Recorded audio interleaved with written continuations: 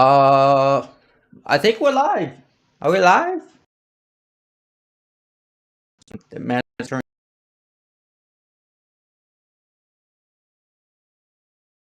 happened.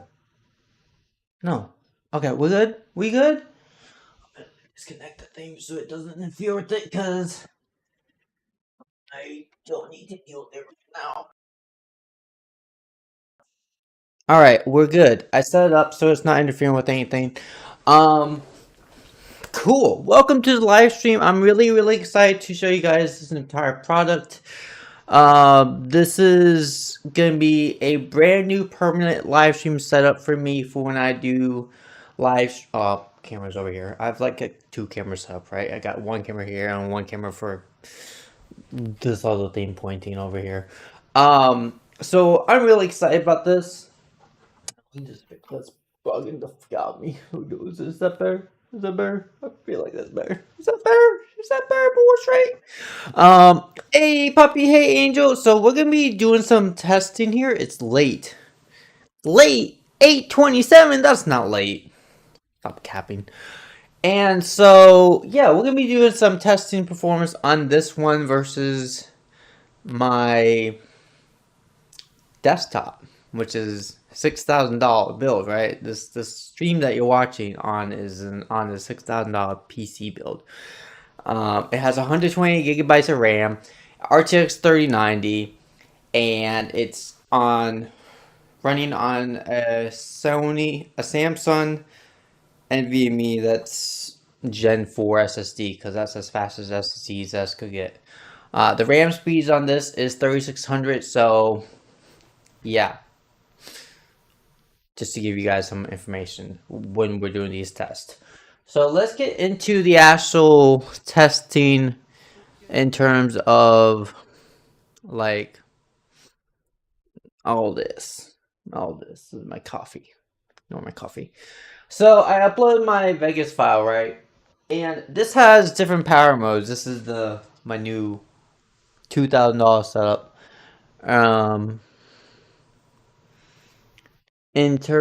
Wait, internet is bad? Internet is bad? What are we talking about? Your internet is bad?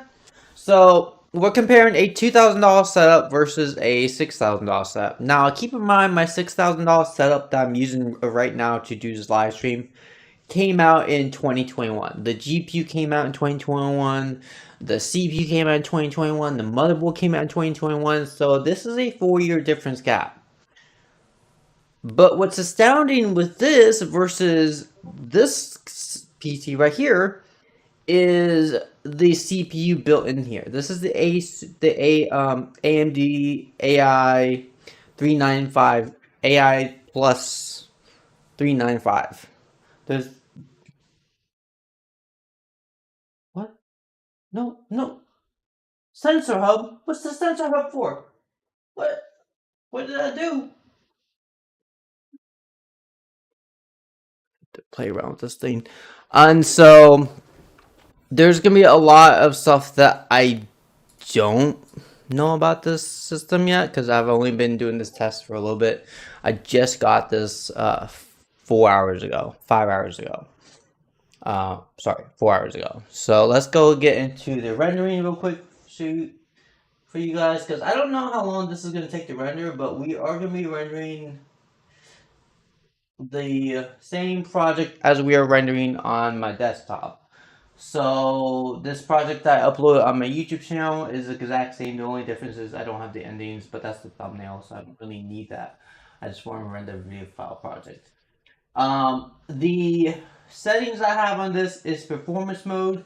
The turbo mode, ironically, when I changed the iGPU configuration to 8 gigabytes of VRAM usage, actually improved. So going performance to turbo mode does not give me a net benefit, because I switched the VRAM in the iGPU in here. So if you guys are tech savvy, you guys will know what I'm talking about. But basically, the GPU memory, I upped it from 4 gigabytes to 8. So this is the specs right here. Asus AMD Ryzen AI Max Plus 395. There's also an AMD Max Plus 395 Pro. I can't see where there's a benefit to getting the Pro version, but or if there's much of a gain to getting the Pro version, but I don't know. Again, this comes with 32 gigabytes of shared VRAM slash RAM because they're shared. It's on one die, so you can separate how much VRAM you put on the GPU versus how much RAM you have. I mean, RAM you have on your actual RAM slot, which is really, really, really cool. So I can, if I was to do more like GPU intense workloads, I can push more VRAM onto my GPU so it performs better than the actual system memory. Really, really nice to see that. Um, and this is the future of how RAMs are going to be looked into because yes, the RAM is soldered on, but like it's more efficient that way. Unless you're talking about desktop class computer builds, then I obviously don't want RAM to be soldered on the motherboard when I'm doing the desktop PC build. So let's go ahead and show you guys the render of this. I don't know how fast this is going to render. I haven't done this test, but like all I can say, it's going to decimate it. Now these settings are exactly the same as the settings that I use on my NVIDIA GPU. There's no difference whatsoever. One is just AMD side settings, and one is like they are exact same. This is just an AMD GPU, and the other one is NVIDIA. But other than that, they are exact same. There's no difference. So if we do the render, and this is gonna go pretty quickly. Um,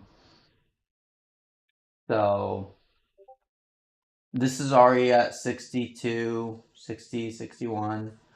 Um, and so this is a little bit worse than I thought. So I did a single like render on just the video file itself without any edits. This is with the edits in place.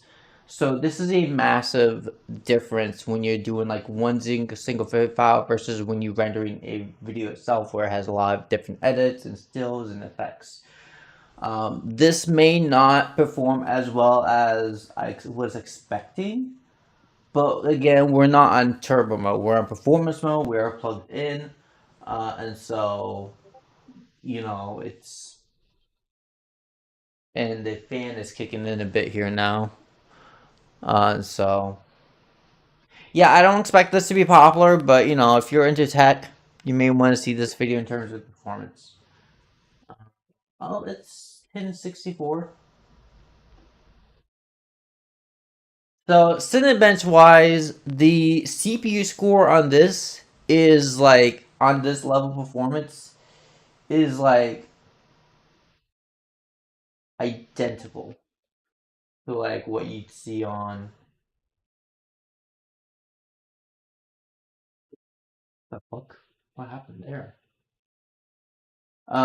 So yeah, that's the score right there. 68 FPS. Memory usage was 5.78 gigabytes, which that's the RAM itself. But this has a total of 32 gigabytes of RAM that I can allocate to the GPU or the CPU itself. The max you can allocate to the GPU is like, I would at most allocate like 28 gigabytes of the VRAM, but like, yeah, I don't need 28 gigabytes of VRAM for video editing. That's absurd. I wouldn't recommend anyone doing 28 gigabytes of VRAM. The most VRAM that I would allocate to the GPU itself and CPU would be 16 gigabytes of VRAM and 16 gigabytes of RAM allocation to the computer itself. That would be a good separation. If you got a 64 gigabyte model, which I wish I did, but like don't really need it, there's not going to be a performance impact if you get a 64 versus a 32, especially when you're doing video editing. You're not going to see the performance when it comes to video editing. It just won't happen.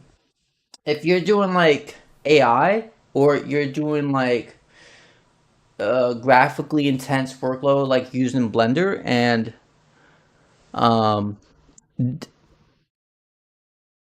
is that OS 05 Studio? Hi, welcome to the stream. And let me just show you guys the specs real quick for this so you guys can see. This is again the GPU AMD Ryzen AI Max Plus 395, 32 gigabytes of RAM, 1 terabyte of NVMe. And the NVMe is actually the RAM specs are running at 8,000 megabytes transfers per second. Um, so faster RAM than what my RAM specs are on this. So if we switch over to my this one, nope, nope. If we switch over to this, I'll show you guys the specs of this. And you guys saw on this, it actually did it in 68.48 frames, and we're going to do the exact same one here. So I'm going to show you guys the specs real quick of my desktop. They're same core performance. I mean, this has lower core performance. If I up the core, like, if I up the CPU count, CPU speed on this, I'm sure it would like do slightly better than the laptop one, but we're talking about minimal differences in terms of the performance impact. And so, yes, I have all these drives. And not all these drives are showing up. I have several NVMe's and I have like 4 other hard drives that are not showing up. 2 other hard drives that don't show up actually. Because I have backups in case my 2 hard drives fail. So I have a backup in my other hard drives that are on idle. So I can just swap over all the files in there. Yeah, this PC is literally this 2021 PC is as good as you can literally get for 2021 computer specs, other than RAM speeds. I maxed out the RAM. I maxed out the GPU that was possible in 2021. I maxed out the CPU. I even did an overkill of $1,000 motherboard that there's no big benefit to it, but I like the motherboard. I like Asus, and I've never had issues with them. Um, and I have a 1200 watt power supply. So, yeah, it's a bit overkill. So, when we do this test in terms of rendering, we'll go ahead and do it the same place, same time, so we get the identical specs. There wasn't really anything complicated with this rendering. I didn't really add any much effects to this video. So this is usually when I do video editing, this is kind of the ideal work layout I usually would do. My most recent video is a little bit more complicated than this, but that's only because I wanted to modify it and make it unique. Rarely will I go that complicated when it comes to video editing. So this, in terms of the actual NVIDIA encoder, is using HVAC, the same encoder as the AMD one, and so there's no difference between what this is doing and the AMD. Same specs, same everything. So literally exact same. Low latency, low performance NVIDIA encoder.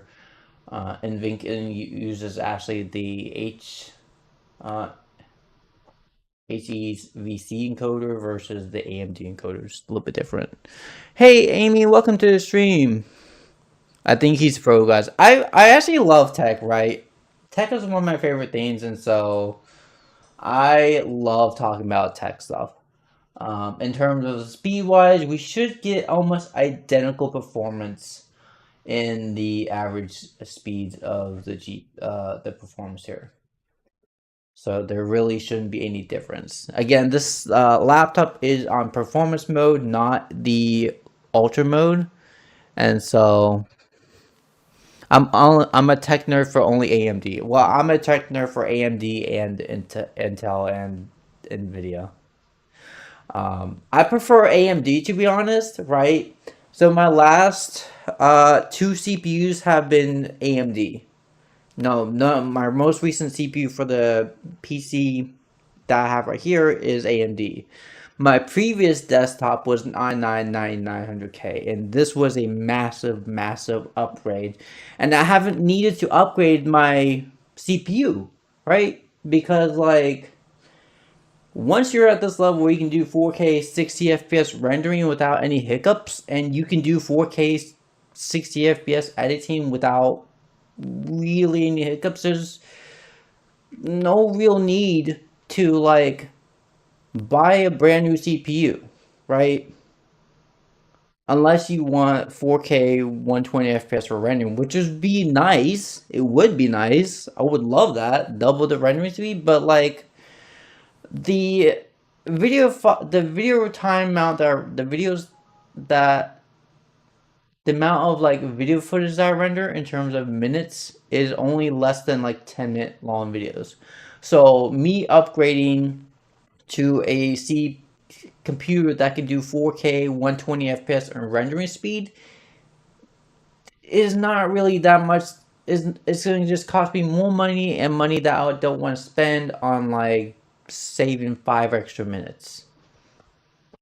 Unless I was doing an hour of video rendering, that's a different story. That's the one of the things that you gotta look into is price to performance and when there realistically is a cutoff in terms of like how much you want to spend on the lag. Um. Oh no. Hi Amy, welcome to the stream. And so you gotta keep in mind like the realistic expectation when you're buying PC components and actually like using it, what you're gonna be using it for, and whether it's like cost effective for you to just shell out another 10 grand for an upgrade of new computer.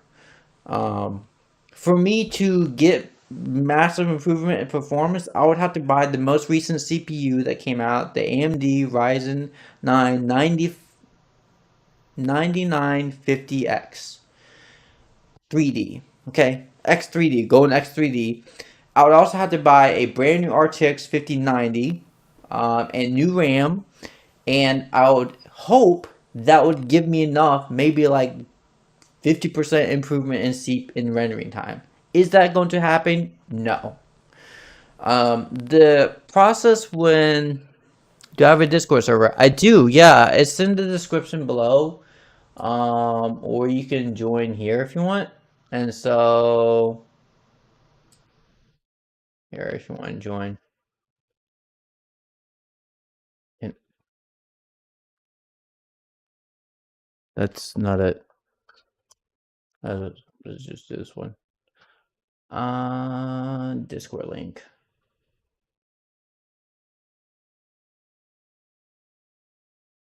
There it is. There we go. And so, oops, there we go. When we're talking about real world performance and the positive and negative sides of buying components, you gotta keep that in mind. Whether if you were doing like an hour long project and it took you like 2 hours to render it, fine, upgrade. But when you're down to under like doing 5-10 minute, video rendering files and it only takes you 15 minutes to render, you're not really losing that much time. And that's the reason I've held off since 2021 when I started this PC build process. I actually started all this in early 2022. I didn't do all this in 2021. I did all of this in 2022 because I was like, I wanted to get the most overkill PC you could possibly get for 2021. And what this gives me now is a new level where I want to be like, hey, is this CPU 50% plus faster in rendering versus the PC build I have? If it's not, I'm not going to buy it and waste money on something that's slower. I mean, it may be a little bit faster, but it's not worth the money. So right now, I'm probably not going to be buying the Ryzen 9 950X because it's not really what I'm looking for in terms of speeds. Um, hey, Electro, and in terms of like GPU performance, this let me switch cameras real quick. The GPU in this computer is only a 4070 level. That's it. It's a 4070 class GPU. That's it. You would think this would be more powerful considering how much like frames you're getting from this, but no. When it comes to video editing, the majority of the power comes down to your CPU. You're going to be using your CPU a lot more when you're actually doing the rendering. Now, when you're doing live editing, you are using your GPU. But for the rendering process, it's CPU intensive. So you guys keep that in mind. I I went from a 1070 to a 3090, right? And 3090 to a 1070 is well over three times performance, easily over three times performance of a 1070. Um, but that doesn't necessarily mean that my editing is 3x faster or 2x faster. Now, because I have a 3090, I can do flawless editing. But I had a 3080, right? And I swapped to a 3090 because I was like, oh, let's give this a try. And you know the net benefit I gained from this all? Less than 10% improvement. Less than 10% in terms of workflow and everything I can do with this. There is no benefit going from a 3080 to a 3090. And so, considering that I gained less than, 10% improvement from there, and then going from a 1070 to a 3080, for editing, you don't need a powerful GPU. For rendering, you don't need a powerful GPU. But when you're doing like complex scenes, that's different. You want to get a decent GPU.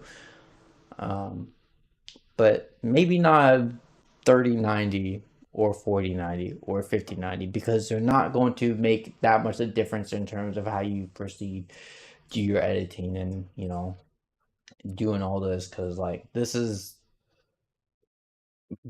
best full quality. And it also depends on the software you're using, right? I'm using Vegas, which is known to be just very terrible optimization in terms of the PC components you have. If I use DaVinci Resolve, you would notice a difference between a 3080 versus a 3090 GPU. But when it comes to Vegas, you just don't see that because Vegas is not optimized like DaVinci Resolve in terms of like the raw GPU power and actual visible performance of GPU over GPU. They're working on that, but like come on, Vegas Pro 20, the Vegas Pro 23, right? And going from Vegas Pro 21 versus 23, there was actually quite a massive leap in like rendering speeds. Before, I would only hit like 60 FPS top when I was rendering footages. Now I'm able to hit close to 70 to 75 FPS rendering footages. So there is a big bump going from Vegas Pro 21 to 23. But that's like a 2 year gap. It took them 2 years to get from 60 FPS to 70, 75. That's terrible. Terrible. Um, oh, nice, Electro. Nice, nice, nice. So I want to show you guys. The more impressive part is the Cinebench, right? This is where you guys will actually notice the. Now, Cinebench is not real world performance. The real world performance test I'm doing is regarded to actual video rendering. Cinebench just tells you guys the power of the CPU, nothing else. So if we open up Cinebench real quick and close everything else, and I am gonna go like full out on this. Cinebench.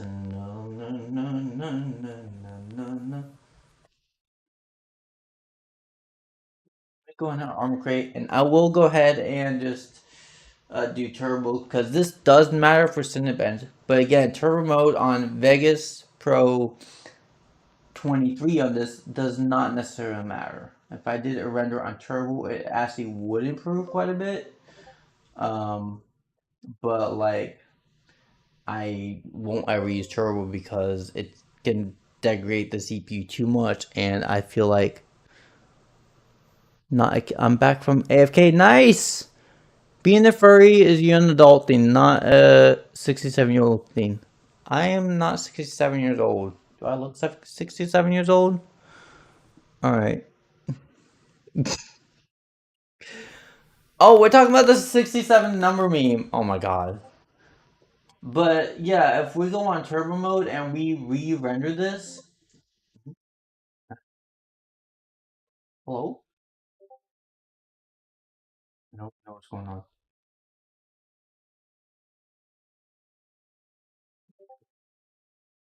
My Vegas just closed. It just died at me. Yes. We'll just do Cinebench. So if we do Cinebench real quick. Cinebench! And I have the Cinebench R23, right? And so I'm just gonna do file advance and I'm gonna do one pass through. So this is where it dominates.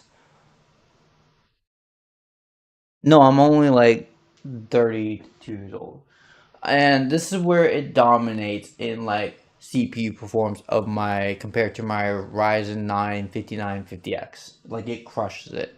It's almost 30% improvement. Um, and so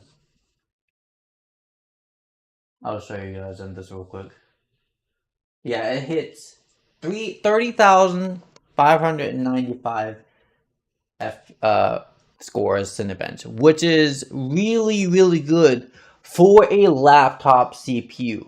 Now, if we do this for my desktop CPU, keep in mind I'm also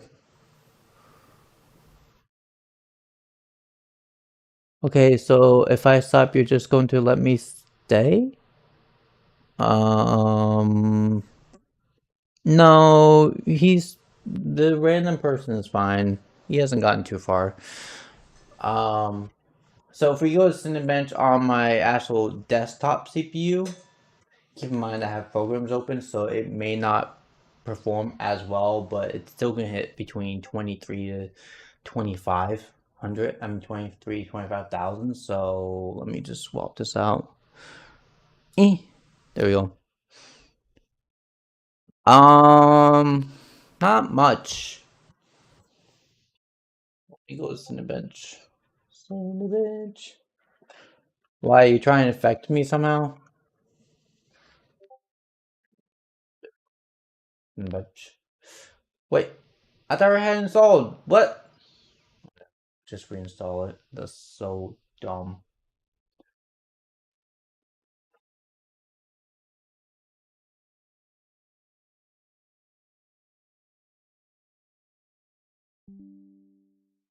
See it open. Let me go and open it up real quick.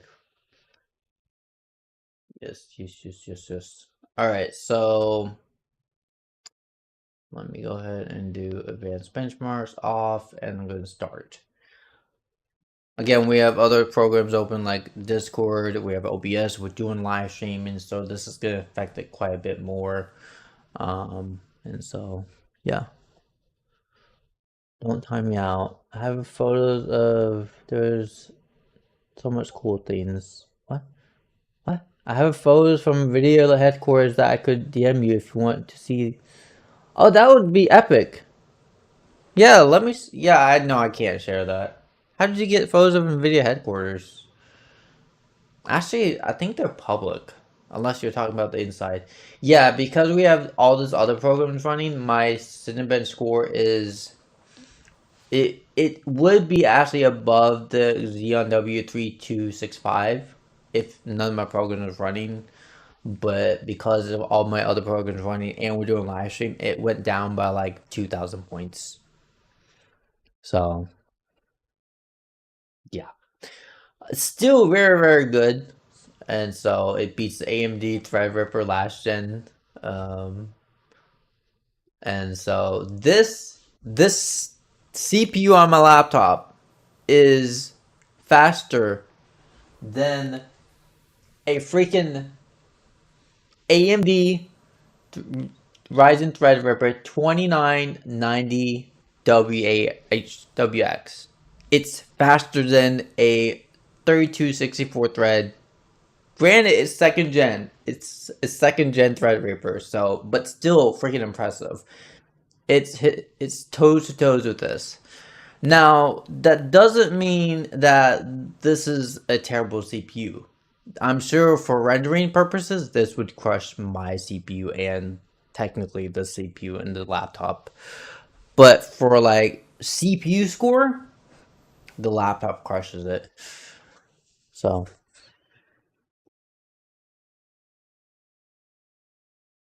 why are you talking about Pix? What about Furry or something? Because I'm doing a review of my laptop versus my desktop, and my laptop I paid only 2,300, and my desktop I built for $6,000, and for nearly one third the price, the laptop specs are competing with my desktop. So it's really exciting. So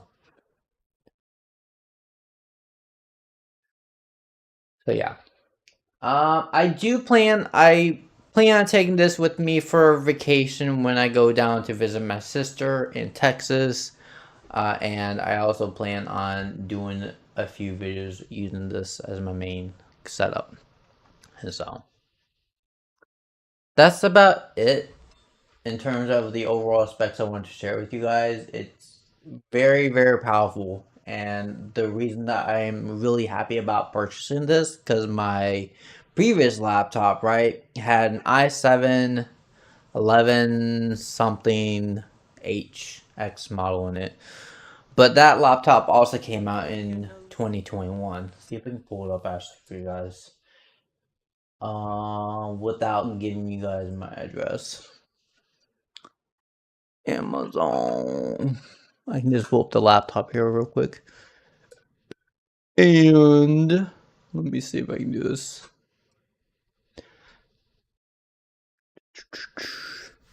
MSI. Alright, there we are. Nope, yep, there we go.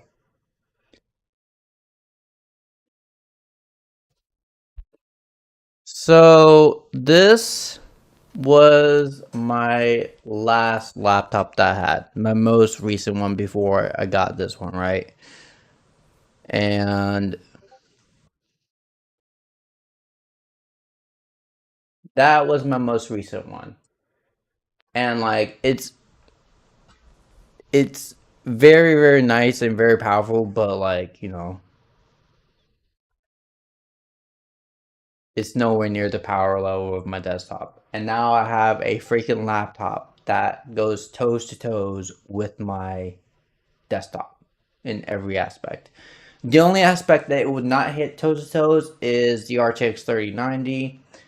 This GPU is not that powerful. So, so I'm really just excited about this brand new laptop and me being able to edit much faster and render itself without any hiccups. So, I'm gonna go ahead and end the stream, guys. I hope you guys enjoyed this episode. Wait, where was my face? Hope you guys enjoyed this episode. Please hit that like, subscribe, hit the all bell notification, and if you guys want me to do more tech review stuff, I probably will end up doing more because some of those videos did pretty well previously. So, um, yeah, bye all, and I'll expect a full review video on this laptop within the coming of next week or something because I still have some tests I want to do about this and a full-fledged actual review on this actual beautiful, beautiful device. So like this folds down and like this is the back and it's very, very nice. A detachable keyboard. It has Face ID and so. But the sad part is like this is a tablet, a full tablet now, right? And so the sad part is the keyboard is not Bluetooth or wireless, so yeah, that's the one downside I don't like. It's not wireless. So I'm kind of mad that, it's not wireless. If Asus made it wireless, beautiful keyboard. I love this keyboard. Very, very nice. Not the best keyboard I felt, but it's better than the MSI laptop up here by far. And it's way thinner. Oh, also this laptop is like 2.85 pounds. So that's the thing. All right. Bye, y'all.